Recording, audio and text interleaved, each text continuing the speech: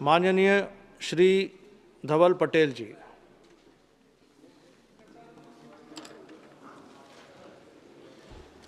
Speaker sir, मैं आपका खूब खूब धन्यवाद कहना चाहता हूं कि इतने महत्वपूर्ण हेल्थ सिक्योरिटी से नेशनल सिक्योरिटी सेस बिल, जो हमारा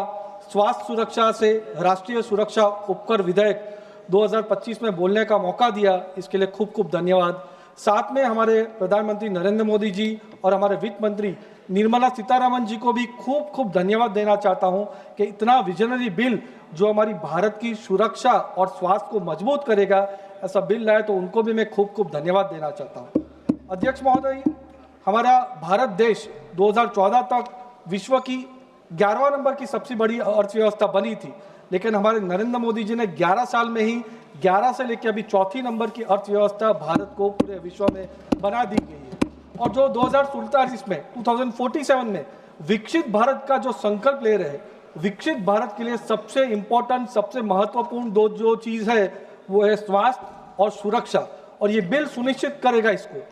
ये बिल जो नया कानून देश के लिए आ रहा है, ये सुरक्षा और हमारे सेहत के लिए पैसे का इकट्ठा करने का इंतजाम करता है। अब तक कोई भी मुसीबत आती थी तब हमारी सरकार पैसे खोजने जाती थी, लेकिन ये बिल के जरिए हमारे एक स्थायी फंड, परमानेंट फंड बनेगा, जिसमें कोई भी आपत्ति आई, कोई भी ऐसी इमरजेंसी आई तो स्वास्थ्य के लिए और हमारी सुरक्षा के लिए हमेशा के लिए फंड रहेगा। ये बिल ऐसा एक फंड बनाएगा जो हमेशा तैयार रहेगा। आगे की जो यूपीए की सरकार थी, हमेशा ऐसी कोई भी इमरजेंसी आती थी तब पैसे खोजने जाती थी,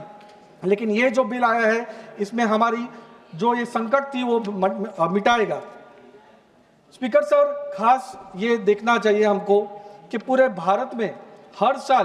कैंसर के वजह से लाखों लोगों की मृत्यु हो जाती है, और उसके लिए हमारे प्रधानमंत्री नरेंद्र मोदी जी एकदम चिंतित थे। इसीलिए ही परसों जो सेंट्रल एक्साइज अमेंडमेंट मिला है उसमें सिगरेट पे ज़्यादा टैक्स लगाया गया, और ये बिल भी जो आया है वो विशेषकर जो पान मसाला गुटखा है उस पर सेस लगाने का पूरा बंदोबस्त किया है, जिसके जरिए हमारी देश की सुरक्षा और हेल्थ पे तो हम लोग पैसे खर्चेंगे ही खर्चेंगे, लेकिन साथ हमारे देश को सुरक्षित के लिए भी एकदम मजबूत कदम उठा रहे हैं। ये जो खास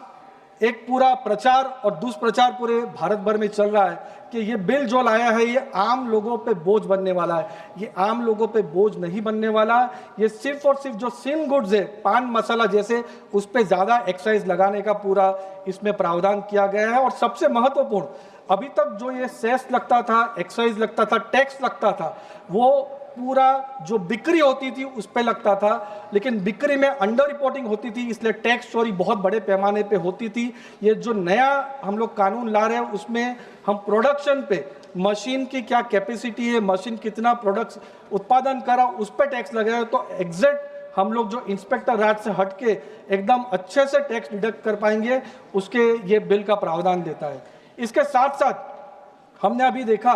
कि पहलगाम और दिल्ली जैसी जब घटना हुई तब पता चलता है कि खतरे बदल रहे हैं। जो हमारे विरोधी देश है वो भी अलग अलग जैसे हम लोग खतरे कर रहे हैं, और ऑपरेशन सिंदूर में हमने देखा कि भारत देश के जो हमारी सुरक्षा बलों है उन्होंने जो एडवांस टेक्निक से मुकाबला किया है, तो ये बिल सुरक्षित करेगा, सुनिश्चित करेगा कि ये बिल के जरिए जितना भी पैसा आएगा हमारे भारत देश की सुरक्षा पे लगने वाला है। और साथ में ये बिल जो पुरानी सरकार ने कमियां थी उसको ठीक करने का काम किया है। इसीलिए हमारे प्रधानमंत्री मोदी जी जब प्रधानमंत्री बने उसके बाद आयुष्मान भारत स्कीम लाए, उसके अंतर्गत 5 लाख तक का इलाज पूरा मुफ्त होने लगा। उसके साथ कल मैं स्पीकर सर,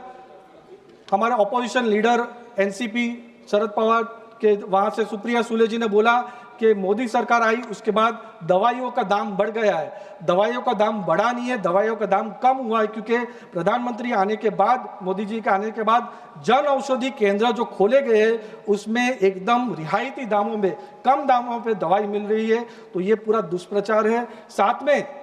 हमारे जो बुजुर्ग लोग हैं उसके लिए PMJY में 40 लाख लोगों को, बुजुर्गों को जोड़ा गया, ये स्कीम का लाभ लिया गया और 1.25 लाख करोड़ की बचत हमारे लोगों के देश में हुई है। साथ में आयुष्मान आरोग्य मंदिर भी पूरे गांव और शहरों में खोला गया है। जो हमारा हेल्थ बजट है उसमें भी वृद्धि हुई है। जो 2014 तक सिर्फ 1.15% था, वो बढ़ के 1.84% हो गया है। और साथ में पूरे भारत देश के अंदर जो हमारी अस्पताल का नेटवर्क तो बड़ा किया ही गया है, एम्स हॉस्पिटल भी ज़्यादा खोले गए, लेकिन सबसे महत्वपूर्ण है कि जो साइंस स्कूल है, साइंस कॉलेजेस है, मेडिकल कॉलेजेस है, उसमें भी बड़ी मात्रा में वृद्धि हुई। साथ में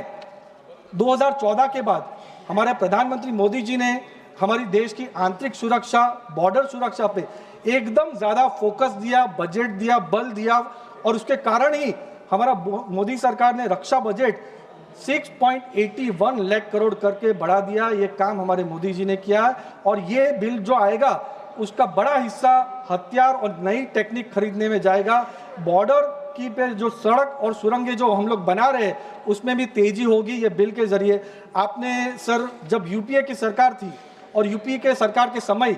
तब के डिफेंस मिनिस्टर एंटोनी जी ने बताया था कि हमने देश की जो बॉर्डर है उस पर कोई भी हिसाब से उन्होंने सुरक्षा बढ़ाने का कोई भी प्रावधान ही नहीं किया, बजट ही नहीं किया। लेकिन ये जो बिल है इसमें पूरा हमारी बॉर्डर की सिक्योरिटी है उसको खास एकदम सशक्त करने का काम करेगा। और सबसे महत्वपूर्ण, ये टैक्स चोरी रोकने का पक्का इलाज है, क्योंकि ये बिल उद्योगों को ठीक तो करेगा लेकिन जो टैक्स में चोरी कर रहे थे उनको पकड़ेगा, क्योंकि ये टैक्स अधिकारी की मर्जी से नहीं, कंपनी के मर्जी से नहीं, लेकिन जो कंपनी की कैपेसिटी है, मशीन की कैपेसिटी है, स्पीड है, उस पे से पूरा करेगा। और साथ ही ये बिल है, ये लॉन्ग टर्म प्लानिंग के लिए है, स्थायी समाधान देगा। जैसे हमारे मिशन सुदर्शन चक्र है, आत्मनिर्भर भारत